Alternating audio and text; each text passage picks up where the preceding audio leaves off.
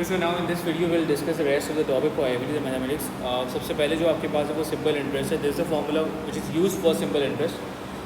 सबसे पहले मैं इन सारी चीज़ों को वो करूँगा. ऐसा ही stand for simple interest and P is for principal.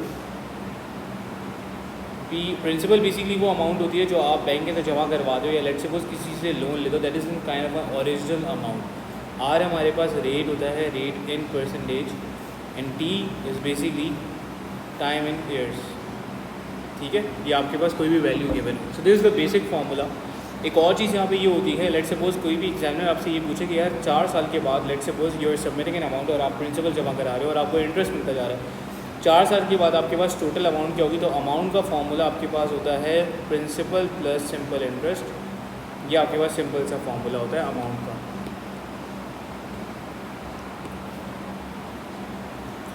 So now here is some examples. ये मैं कुछ एग्जांपल्स आप लोगों को करके दिखाता हूँ. इन पार्ट है what we are using over. In part है आपको प्रिंसिपल ऑलरेडी गिवन है, आपको सिंपल इंटरेस्ट की वैल्यू निकालनी है. So how can you find the value of simple interest? You will use the formula PRT upon 100 और principal की जगह के ऊपर यू कैन राइट 12,000 एंड रेट की जगह you are suppose to write 8 और यहाँ पर 7 लिखोगे. So that's how you can easily find the value of simple interest. और जब आपके पास सिंपल इंटरेस्ट की वैल्यू निकल आएगी तो आप उसको प्रिंसिपल के अंदर ऐड करोगे. So you can easily find out the value for the amount. So in this particular case it is going to B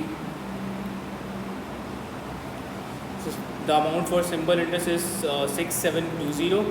ये आपके पास सिंपल इंटरेस्ट आ गया. और अगर आपसे अमाउंट पूछी गई है तो ये add principal plus interest. Principal आपके पास था 12,000 plus 6720. So the total amount which is going to B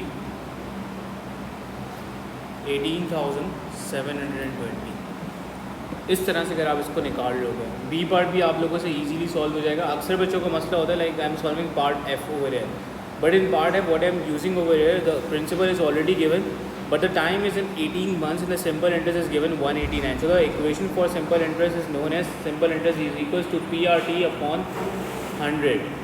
Simple interest over here the amount is already given which is 189. Principal over here is 1800 and our rate over here is 18 months. Now 18 months, I'll convert 18 months into number of years. So basically 18 will be divided by 12. So now it is going to be 1.5. Okay, this is going to be the time over here और rate आपको यहाँ पे निकालना था. So I'm going to write R over here. ठीक है, upon 100.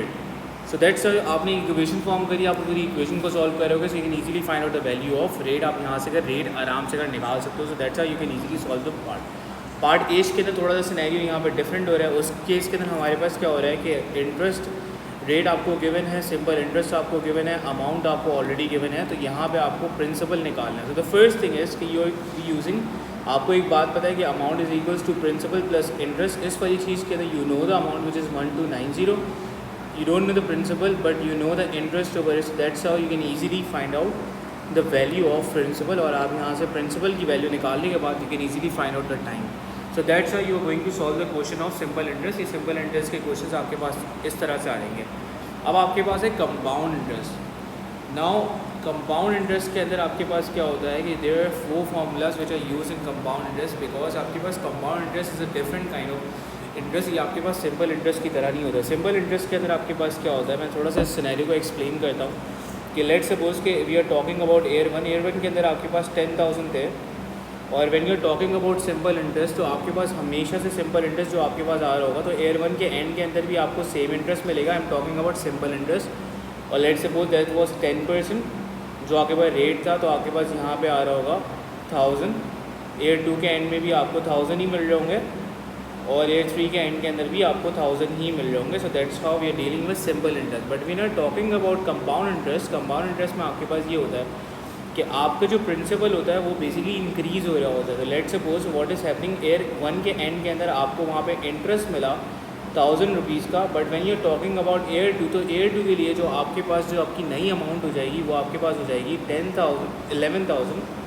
और अब आपको जो इंटरेस्ट मिलेगा वो आपको इस अमाउंट के ऊपर इंटरेस्ट मिल रहा होता है. सो that's how it is different from simple interest. Simple interest में तो आपको ओरिजिनल जो आपके पास अमाउंट थी उसी के ऊपर आपका इंटरेस्ट होगा. तो दैट्स हाउ कंपाउंड इंटरेस्ट में हमेशा से आपके पास ये हो रहा होता है कि आपका जैसे जैसे इंटरेस्ट आ रहा होता है वो आपकी प्रिंसिपल के अंदर एडअप होता रहता है और आपको उसी की बेसिस के ऊपर इंटरेस्ट मिल रहा होता है, तो आपका इंटरेस्ट बढ़ता रहता है। ठीक है, so now we are going to discuss about the formulas of compound interest. और कंपाउंड इंटरेस्ट के लिए वो एग्जामिनर आपको बोल देता है कि कंपाउंड इंटरेस्ट आपके पास यूज़ करना है इस वाले सिनेरियो में। So the first formula for compound interest ये आप तब यूज़ करोगे जब एग्जामिनर यहाँ पे वर्डिंग यूज़ करेगा compounded yearly. Okay, so you are going to use the formula. और कंपाउंड इंटरेस्ट के फार्मूला के अंदर आपके पास हमेशा से क्या आती है, अमाउंट आती है।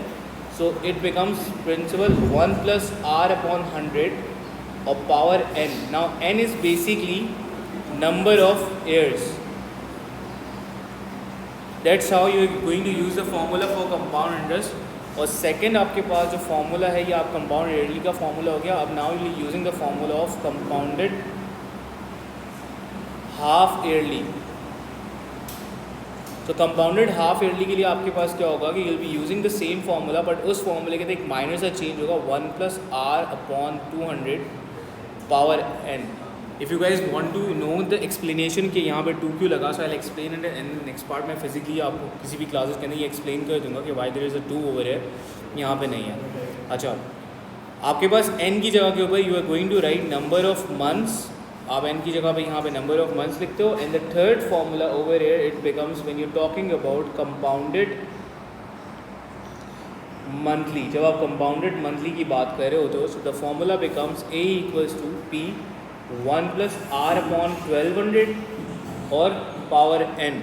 सो when you are talking about n यहाँ पे आपके पास होता है number of months, number of months की बात करते हैं। The fourth formula when you are dealing with compounded daily, compounded daily के लिए आपके पास ये फार्मूला बन जाएगा p 1 + r/36500 divide by. Now what is happening, अगर आप थोड़ा सा यहाँ पे ऑब्जर्व करो ना सिनेरियो, तो यहाँ पे मैं आपको पूरी चीज़ एक्सप्लेन करता हूँ और ये जल्दी से आपको समझ में आ जाएगी कि वाई यहाँ पे डिनोमिनेटर के अंदर ये क्यों लग रहा है। So the actual formula was 100, क्योंकि आपको रेट हमेशा से पर एनम की फॉर्म में दिया जाएगा, ये ईयरली फॉर्म के अंदर दिया जाएगा। But when we are talking about half yearly, तो मुझे उस रेट को डिवाइड करवाना पड़ेगा, क्योंकि वो ईयर की फॉर्म के अंदर था, तो मैंने उस रेट को डिवाइड कराया 2 के साथ, और 1/100 तो ऑलरेडी था, सो that's how it becomes 200। So when I am talking about compounded monthly, तो रेट आपको ऑलरेडी गिवन था पर एनम के हिसाब से, यानी कि पर ईयर के हिसाब से, तो रेट को आप डिवाइड करो किसके साथ, 12 के साथ, और 1/100 ऑलरेडी था। सही है, आप उसको रेट को लेके आ रहे हो उसके ऊपर मंथ्स के ऊपर लेके आ रहे हो, सो दैट्स है। और when you talking about compounded daily, तो रेट अगेन आपको पर एनम की फॉर्म में दिया हुआ था, आप उसको पर डे के हिसाब से लेके आ रहे हो, तो that's how you are dividing your rate by 365 and there was 1/100 over it, that's how it become 36500। So that was the explanation कि यहाँ पे आपके पास क्यों ये सारे नंबर्स यहाँ पे लग रहे हैं। तो ये फार्मूलाज आपके पास इस हिसाब से अगर यूज़ हो रहे हैं। I will solve some examples ताकि आपको समझ में आए कि एक्चुअल के अंदर ये आपके पास क्वेश्चंस एग्जामिनर आपको किस तरह से पूछ सकता है और किस तरह से आप इसको डील कर सकते हो। सो इन द फर्स्ट एग्जांपल यहाँ पे आपसे कहा गया कि रीफैक्ट डिपॉजिटेड 15,000। तो बेसिकली ये जो डिपॉजिट हुई हुई अमाउंट है, that is your principal in an account that pays 5.68 compounded interest per year. और अगेन आपको ये जो रेट गिवन है वो पर ईयर के हिसाब से गिवन है। Find the total amount in the account after 6 years if the interest is compounded monthly half yearly. So in the first part the examiner is asking कि compounded monthly निकालो, तो I'll use the formula for compounded monthly और मुझे यहाँ पे amount define करनी है। So I'll write 15,000 1 + 5.68 divided by 1200 and how many months are there in 6 years. So 6 years के अंदर if you multiply it by 12 आपके पास ये number of months आ जाएंगे which are 72. So that's how you can easily get your amount कि आपके पास यहाँ पे amount आएगी 21074.13. So that is the amount which you are getting after 6 years. ठीक है, when you are talking about compounded half yearly, so you'll do exactly the same thing. 15,000 आपने principal के लिए लिखा और you will write 15168 और because आपको पता है यहाँ पे 200 आएगा एंड n की जगह के ऊपर how many half years are there in 6 years। एक साल के अंदर हाफ ईयर जो होते हैं वो 2 होते हैं, तो 6 years के अंदर when you are talking about half years, तो 6 × 2 it is going to be 12, तो 12 हाफ ईयर्स होते हैं। तो आप इसको पूरे को जब सॉल्व करोगे so you going to get the value for the amount 2091.14। Now when you are talking about part 20 के अंदर आप यहाँ पे ये बात कर रहे हो कि principal again is already given to you 800 और rate is already given which is 1/2, so it becomes 12.5 और यहाँ पे पर एनम का ये रेट है। कंपाउंडेड मंथली की बात हो रही है, सो 12.5 डिवाइड बाई 1200 एंड आपको पूछा गया end of the first year, एक साल के एंड में 12 महीने होते हैं, सो यू राइट 12 मंथ। लेकिन आपको यहाँ पे बोला गया है कि आप मुझे इंटरेस्ट निकाल के दिखाएं। आप इस फॉर्मूले को यूज़ करते हुए you will get the amount. So the amount over here is going to be 905.93, and when you're talking about interest, if you want to find the interest, so the formula is A equals to P plus I. So if I want to find the interest over here, तो मैं इसमें से क्या करूँगा, principal को minus करा दूँगा, 905.39 minus 800. So I am going to get the interest over here which will be 105.93. ठीक है, लास्ट वाले पार्ट के अंदर आपके पास क्या हो रहा है, केट की बात हो रही है, 9000 आपके पास प्रिंसिपल है, 1 + 2 और अपॉन के अंदर per annum what is the end of the third day. आपको कंपाउंडेड डेली के हिसाब से बात करनी है। सो यू राइटिंग 365.00 और एंड की जगह के ऊपर you be writing 3 over here, so it becomes 9001.48. So that's how you are going to solve the questions of compounded interest. आपके पास ये इस तरह के क्वेश्चंस आपके पास नॉर्मली आ सकते हैं। Okay, so now we are dealing with hire and purchase. Hire and purchase का मतलब ये कि let's suppose you don't have enough money to buy that particular thing on the basis of cash. तो आप basically क्या करते हो कि उसे एक तरीके से आप रेंटल बेसिस के ऊपर ले लेते हो, या आसान उर्दू के अल्फाजों के अंदर आप बोलते हो कि आप उसको किस्तों के ऊपर ख़रीद लेते हो, बेसिकली लीज़ के ऊपर जहाँ पे बात हो रही होती है। So the first thing which the examiner is asking, सबसे पहले मैं इन्फॉर्मेशन को यहाँ पे हाईलाइट करूँगा, जो इन्फॉर्मेशन आपको यहाँ पे गिवन है। अब washing machine is price at 450, ये उसकी कैश प्राइस है। Right now if you have $450, आप जाओगे शॉप के ऊपर, उसको पे करोगे और आप डायरेक्ट वो वॉशिंग मशीन लेके आओगे, but you don't have enough money obviously to buy this thing. तो आप इसको क्या करोगे, आप उसको हायर एंड परचेज के थ्रू बाय करोगे। A man buys the washing machine on hire purchase according to the following terms. Down payment उसे करनी है 15% की, and the remaining to be paid in monthly installment over 2 years, यानी कि 2 साल के ऊपर वो मंथली इंस्टॉलमेंट के ऊपर पे कर रहा होगा। सिंपल इंटरेस्ट का जो रेट है आपके पास, वो आपको यहाँ पे ऑलरेडी एग्जामिनर ने दे दिया। वो रेट आपके पास गिवन है 10 whole 2/3 per annum. Calculate his monthly installment. आपको सबसे पहले पार्ट के अंदर मंथली इंस्टॉलमेंट निकालनी है। So now I will begin the working. और मुझे पार्ट 1 के लिए सबसे पहले यहाँ पे व्हाट विल आई डू कि मैं डाउन पेमेंट एक्सक्लूड करूँगा। अब क्यों कर रहा हूँ मैं डाउन पेमेंट एक्सक्लूड, इसका मैं सिनेरियो समझाता हूँ। डाउन पेमेंट को आप अक्सर कहते हो एडवांस भी आप कह सकते हो, ठीक है, या आप इसको डिपॉजिट के नाम से कर भी पहचानते हो। तो इसके 2-3 नाम एग्जामिनर यूज़ कर सकता है। So what you will do कि you will take out the 15% of 450। तो 450 का जब आपने 15% निकाला, देयर इज़ 67.5। अब ये वो अमाउंट है जो आप अप फ्रंट फ़ौरन उसको पे कर दोगे। सो इस अमाउंट के ऊपर वो आपसे इंटरेस्ट नहीं ले सकता, क्योंकि ये अमाउंट आप ऑलरेडी पे कर चुके हो, राइट। अब right now the remaining amount जो आपको उसे पे करनी है वो बच गई है 450 minus 67.5, and there is going to be 382.5। ये रिमेनिंग अमाउंट है जो आपको उसे, यानी कि जो आप उससे एक तरीके से लोन के तौर पर ले रहे हो। सो 382.5 ये वो अमाउंट आ गई। अब obviously he is not your cousin, he is not your brother, so he is going to charge simple interest on this particular figure. वो चार्ज करेगा आप लोगों से इंटरेस्ट, सही है। अब इंटरेस्ट निकालने का क्या तरीका होता है, इंटरेस्ट निकालने का तरीका ये होता है कि you want to find, because मैं उससे लोन कितना ले रहा हूँ 67.5 मैं उसे पे कर चुका हूँ, मैं उससे लोन ले रहा हूँ 382.5 का। तो I am going to calculate the interest कि उसके ऊपर मुझे इंटरेस्ट को कितना पे करना है 2 साल के लिए 382.5। या आपके पास प्रिंसिपल आ गया, रेट उसने दे दिया 10 होल 2/3, और टाइम आपको पता है, टाइम आपके पास यहाँ पे क्या है 2 है। टाइम आपके पास ऑलरेडी आपको पता है कि टाइम यहाँ पे 2 years दिया हुआ है। So you will divide this thing by, आपने इस वाली चीज़ को डिवाइड करा दिया 100 के साथ। So you are going to get the interest over है। So the interest become for 2 years 81.6, ये आपका इंटरेस्ट होगा जो आपको वो करना है। अब टोटल अमाउंट जो उसे पे करनी है आपको, total amount to be paid, वो आपके पास क्या हो जाएगी 382 वो अमाउंट थी जो आपने उससे लोन के तौर पे ली थी, और उसके ऊपर उसने चार्ज करा था 81.6 का इंटरेस्ट।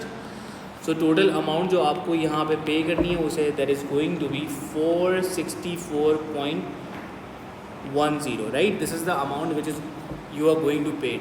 अब ये आप मंथली इंस्टॉलमेंट की फॉर्म के अंदर पे करोगे, तो बेसिकली 2 साल के अंदर आपके पास 24 मंथ्स होते हैं। सो अगर मुझे यहाँ पे मंथली इंस्टॉलमेंट निकालनी है, सो monthly installment for this thing is going to be 464.10 divide by 24, और मेरी मंथली इंस्टॉलमेंट यहाँ पे आ जाएगी $19.34। ये मुझे मंथली बेसिस के ऊपर हर महीने उसे पे करना पड़ेगा।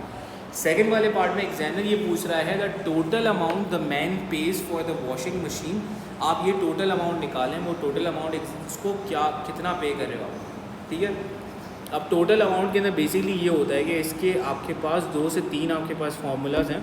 आप यहाँ पे डायरेक्ट अप्रोच भी यूज़ कर सकते हो कि आपको total hire and purchase cost कितनी पड़ी। नॉर्मली एग्जामिनर यहाँ से पूछेगा total hire and purchase cost, ये भी पूछ सकता है, या टोटल अमाउंट। आप तो आप इसके अंदर क्या करोगे कि down payment plus remaining amount with interest, आप इन दोनों अमाउंट्स को आपस में ऐड अप करोगे। So you have $67.5 which is down payment जो आपने पे करी है, 464.10, तो ये आपके पास आ जाएगा 531.6।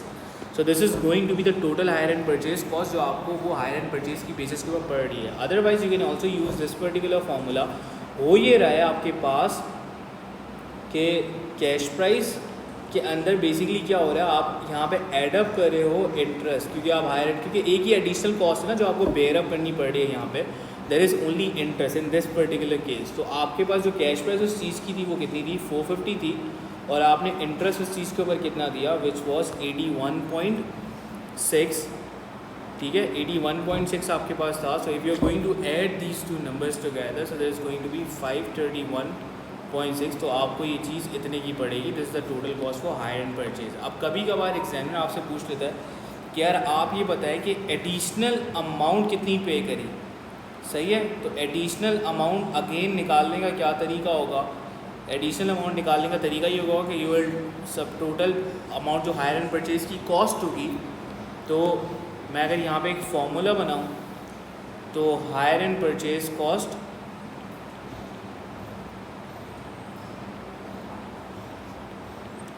Minus cost of buying it on cash, ये आपके पास है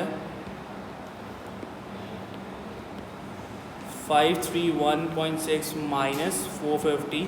सो एडिशनल अमाउंट जो आपने पे करी 81.6। कभी कभार वो इस एडिशनल अमाउंट का आपसे वो ये भी पूछ सकता है कि प्लीज़ इसको मुझे परसेंटेज निकाल के दिखाएं। तो इसके परसेंटेज के लिए क्या होगा, फोर्थ वाले पार्ट के अंदर कि वो आपसे पूछे कि एडिशनल अमाउंट का आप मुझे परसेंटेज निकाल के दिखाएं, तो ये होगा 81.6 divide by 450 multiply by 100। So that's how you going to get the percentage. तो ये आपके पास हायर एंड परचेज था यहाँ पे। Now I am going to explain the last thing जो आपके पास यहाँ पे, सेकंड लास्ट थिंग जो आपके पास यहाँ पे अक्सर आती है।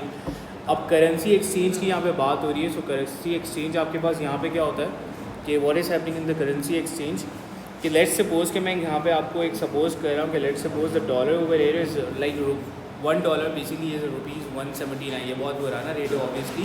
So what I have done, I have written this rate. अब इसके अंदर होता ही ये था आपके पास कि $1 जो है उसके अंदर आपके पास 179 रुपीज़ होती हैं। सो X डॉलर्स के लेट्स सपोज यू हैव ₹10,000, तो आपके पास कितने डॉलर्स आएंगे, तो आप इसको हमेशा से वही सेम क्रॉस मल्टीप्लिकेशन की बेसिस के ऊपर करोगे। So easily going to solve these kind of questions आराम से कर। और करेंसी एक्सचेंज के अंदर आपके पास हमेशा से सिंपल तरह का सिनेरियो ही गिवन होगा। सो इट बिकम्स 179x और equals to 10,000। So you will divide 179 by 10,000। So that's how you are going to get कि आपके पास कितने डॉलर्स आएंगे। So 10,000 divide by 179 it becomes $55.9। ये आपके पास अप्रॉक्सीमेटली इतनी वैल्यू आपके पास आ रही होगी व्हेन यू हैव ₹10,000 आपके पास करेंसी का रेट की होगा। सो करेंसी के क्वेश्चंस आर वेरी इंपॉर्टेंट कि आपके पास पेपर 2 में भी आते हैं, पेपर 2 में काफ़ी ज़्यादा आते हैं, और अगर वो सिंपल मल्टीप्लिकेशन दे रहे हैं तो पेपर 1 में भी आ सकती है। And the last thing which is commission. अब कमीशन के अंदर आपके पास क्या होता है कि let's suppose there is a person Ahmed, उसकी जो बेसिक पे है दैट इज़ 15,000 राइट। बेसिक पे उसकी 15,000 और मैं यहाँ पे ये बात कहता हूँ कि वो महीने के अंदर सेल्स करता है 100,000 की। जब वो सेल्स करता है तो उसे लेट्स सपोज कमीशन मिल रहा है इसका 15%, राइट। 15% इसका कमीशन, उसका कमीशन मिल रहा है। तो कमीशन की जो अमाउंट यहाँ पे बन रही है, the amount of commission is basically 100,000 multiply by 15%। तो 100,000 multiply by, so it becomes 15,000। उसका यहाँ पे क्या हो गया, कमीशन हो गया। अब उसकी अगर मैं बात करूँ यहाँ पे बेसिक पे की, तो बेसिक पे उसकी कितनी थी, 15,000 थी। तो टोटल उसकी जो सैलरी होगी that is going to be 15,000 which was the basic pay. So I am going to write the formula. ये आपके पास बेसिक पे आ जाएगी, प्लस द कमीशन जो उसे मिल रहा होगा अपनी सेल्स के ऊपर, तो बेसिक पे वॉज 15,000, कमीशन वो भी आपके पास 15,000 था, तो टोटल सैलरी उसे मिल जाएगी 30,000. सो that was all in everyday maths. तो ये आपके पास पूरा एवरीडे मैथ्स का सिनेरियो था. तो in the next class you will do some past papers और एवरीडे मैथमेटिक्स.